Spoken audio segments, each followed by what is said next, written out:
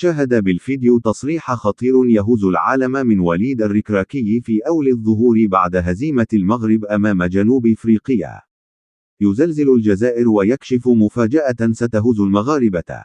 شاهد ماذا قال. ولكن إذا كنت تتفق بان هناك مؤامرة في حق المنتخب المغربي، فيرجى الإعجاب بهذا الفيديو وتعطير فمكم بالصلاة على الكريم.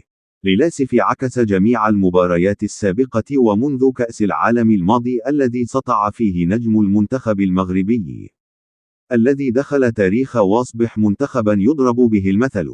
انتهت مباراة اليوم والتي جمعته بمنتخب جنوب إفريقيا، وذلك بهزيمة كبيرة وغير متوقعة للمنتخب. وبعد هذه الهزيمة ساحقة إدلى مدرب المنتخب الوطني وليد الركراكي بتصريح منذ قليل الإذاعة المغربية، وقال هناك مؤامرة كبيرة ضد منتخبين الوطنية.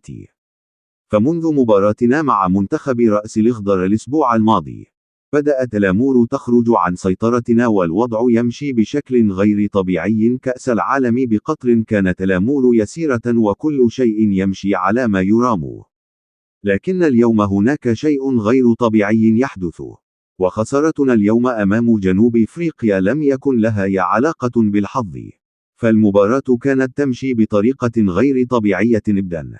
فأنا لا أعرف هل الأمر له علاقة بعين حاسد بسبب الإنجاز التاريخ صنعه منتخبنا الوطني. مؤامرة جديدة تطارد منتخبنا المغربي، لكن الأمر لم ينتهي هنا ولن يسكت أبدا على هذا الأمر، وسأكشف هذه المؤامرة وستعود المياه لمجاريها. وقولوا للعداء لا تبرحوا كثيرا ثم انصرف ولد ركراكي غالبا.